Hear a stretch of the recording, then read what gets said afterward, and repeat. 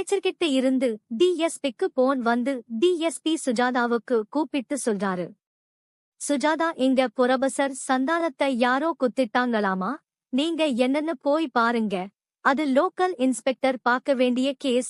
டிஎஸ்பியே சொல்றாரு. என்ன பண்றது, வேற வழியிலேயே அட்ரஸ வாங்கிட்டு சக போலீஸ்காரங்களோட புரொபசர் சந்தானம் வீடு தேடி கிளம்பிட்டாங்க சுஜாதா. புரொபசர் சந்தானம் அவரோட பெட்ல மல்லாக்காக கிடக்கறாரு.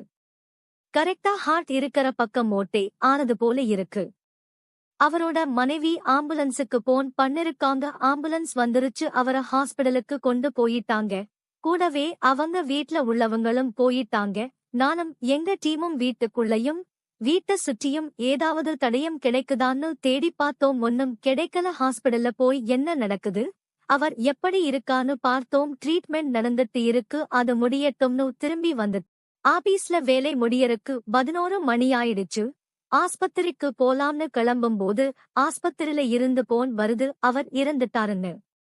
சரி, இனி இப்ப அவர் வீட்டுக்கு போக முடியாது, நேரா காலேஜ் போய் விசாரிக்க தொடங்குவோம்னு நம்ம டீமோட புரொபசர் சந்தானம் வேலை செஞ்சிட்டு இருந்த காலேஜுக்கு கிளம்புனோம்.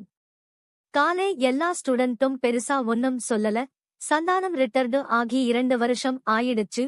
இப்ப 3வது வருஷம் படிக்கிற ஸ்டூடெண்ட்ஸ் முதல் வருஷம் சேரும்போது சந்தானம் ரிட்டர்டு ஆகற சமயம். அதனால அவரோட பழகுற வாய்ப்பு கிடைக்கல. நாங்க பழகுன வரைக்கும் அவர் நல்ல மனுஷன், ஃப்ரீயா பழகுவாரு, கரார் பண்ண மாட்டார், மொத்தத்துல நல்லவனும். ஸ்டூடெண்ட்ஸ் நல்ல சர்டிபிகேட் கொடுத்தாங்க.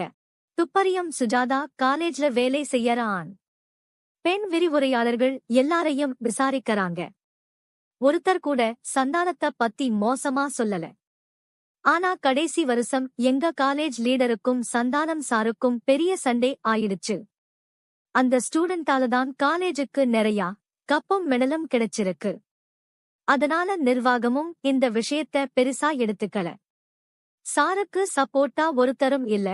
ஏன்னா சார் பொண்ணுங்ககிட்ட ஒரு மாதிரின்னு அரசல் புரசலா பேசிக்கிறாங்க.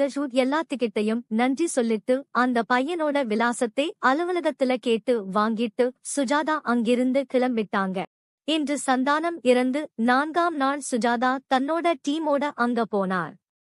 சந்தானத்தோட மனைவி சோகத்தோட இருந்தாங்க. அவங்க கிட்ட சுஜாதா, நடந்தது நடந்து போச்சு, மனச தேத்திக்கங்க, நீங்க அன்னைக்கு என்ன நடந்ததுன்னு ஞாபகப்படுத்தி சொல்ல முடியுமான்னு கேக்கறாங்க. நான் கதவுகிட்ட நின்னுட்டு இருந்தேன். அவர் பால்கனில நின்னு ரோட்ட பாத்துட்டு எங்கூட பேசிட்டு இருந்தாரு. திடீர்னு நெஞ்சு பிடிச்சாரு. அப்ப என்னமோ கீழே விழுந்தது. அப்படியே சாயத் தொடங்குனாரு. அவரை கைத்தாங்கலா பிடிச்சு கட்டில கொண்டு வந்து படுக்க வச்சேன். ரத்தம் கொட்டுது. அதான் எல்லாத்துக்கும் போன் பண்ணுனேன். எனக்கே ஆச்சரியமாக இருந்தது. ஒருத்தரையும் காணோம். அவருக்கு ஏதாவது வேண்டாதவங்க இருக்காங்களா, யோசிச்சு சொல்லுங்கன்னு சுஜாதா கேட்கவும், ஏமா அவரு ஒரு எறும்புக்கும் கெடுதல் செஞ்சதில்ல, சரி சங்கடப்படாதீங்க, யார் பண்ணுனா ஏன் பண்ணுனாங்கன்னு கண்டுபிடிச்சிடலாம், நீங்க ரெஸ்ட் எடுங்க, நான் கீழே போய் மீண்டும் செக் பண்றேன்னு சொல்லி கீழே செக் பண்ண வர்றாங்க. சுஜாதாவும் அவங்க டீமும் வீட்டை சுத்தி தேடுவதுல கொஞ்சம் டாட்ஸ் கிடைச்சது. அவற்றை கொண்டு போய் லேப்புல கொடுத்துட்டு கிளம்பிட்டாங்க. ரிப்போர்ட் கிடைக்க எப்படியும் 2 நாளாயிடும். அதுக்குள்ள அந்த பழைய ஸ்டூடெண்ட் சுந்தரத்தை தேடி ஸ்போர்ட்ஸ் கிளப்புக்கு போறாங்க. கிளப்புல சுந்தரம் இருந்தார். சுந்தரத்துக்கிட்ட சந்தானம் இறந்தத பத்தியும் கொலை செய்யப்பட்டிருக்கிறத பத்தியும் சொல்லி, உங்களுக்கும் அவருக்கும் பயங்கர சண்டையாமே நேஜாதா கேட்கவும், அது நடந்து ஒரு 3 வருஷம் இருக்கும். சுந்தரம் ஆத்திரம் கோபம் கொப்பளிக்க சொல்லத் தொடங்கினார். இந்த காலேஜ்ல நான் டிகிரி சேரும்போதே சந்தானத்தை பத்தி நிறைய பேர் சொல்லி இருக்காங்க. இந்த ஆள் பொண்ணுங்க விஷயத்துல மோசம், பொண்ணுங்க பக்கத்துல போனா நைசா தொடுவானும், பொண்ணுங்க கிட்ட ஒரு மாதிரி பேசுவானும் சொல்லி இருக்காங்க. ஏற்கனவே ஒரு பொண்ணு PhD பண்றதுக்காக இவர்கிட்ட போயிருக்காங்க. இவர் அந்த பொண்ணை என்னமோ பண்ணிட்டாருன்னும் அதனால அந்த பொண்ணு தற்கொலை பண்ணிடுச்சுன்னும் நான் கேள்விப்பட்டிருக்கேன். அதனால பொண்ணுங்கள பக்கத்துல விடமாட்டேன். ஒரு நாள் அவர்கிட்ட படிக்க போன பொண்ணை தொட்டுருக்கார். அந்த பொண்ணு அலறி அடிச்சிட்டு வந்து எங்ககிட்ட சொல்லிருச்சு. அந்த சமயத்துல நான் காலேஜ் ஸ்டூடெண்ட் லீடரா இருந்தேன். அதனால அந்த ஆடை உண்டு இல்லன்னு பண்ணிட்டேன். காலையில நேரத்துல லேப்புக்கு போயிட்டாங்க சுஜாதா. லேப் டைரக்டர் சொன்னதை கேட்டு அதிர்ச்சியாயிட்டாங்க சுஜாதா. அந்த டாட் எல்லாமே எங்க தயாரிச்சதுன்னு ஒரு அடையாளம் கூட இல்ல, அந்த ஊசில விஷம் தடவி இருக்கு. ஒருத்தரோட உடம்புல எங்க பட்டாலும் ஆள் காலி. இந்த கொலைய செஞ்சவன் தன்னோட கையாலேயே இந்த டாட்ட செஞ்சிருக்கணும். ரிப்போர்ட்ட வாங்கிட்டு கிளம்புன சுஜாதா சுந்தரம் கொடுத்த விலாசத்துக்கு போய் விசாரிக்கறாங்க. அவர் அந்த காலேஜ்ல வாட்ச்மேனா இருந்தவரு.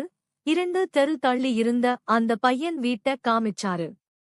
அந்த பையன் பேரு குமார். அவங்க அப்பா அம்மா 2 பேரும் உடைஞ்சு போயிட்டாங்க. இதுதான் வீடு, போய் பாருங்கன்னு வீட்ட காமிச்சுட்டு அவரு போயிட்டாரு.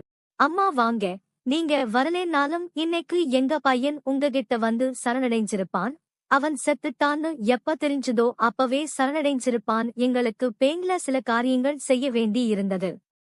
அந்த பாவிய எதனால கொன்னோங்கிறது இந்த ஊருக்கு தெரியணும். இனிமேல யாரும் ஒரு பொண்ண தொட பயப்படணும். அதனாலதான் அந்த நாய்ப்பயல கொன்னோம். அவங்க கிட்ட படிக்க போன எங்க புள்ளைய கெடுத்து நாசம் பண்ணிட்டான். எங்க பொண்ணு அநியாயமா தற்கொலை பண்ணிக்கிட்டா. இவன போல உள்ளவங்களுக்கு இதுதான் தண்டனை. சுஜாதா குமாரை கைது செஞ்சு கொண்டு போற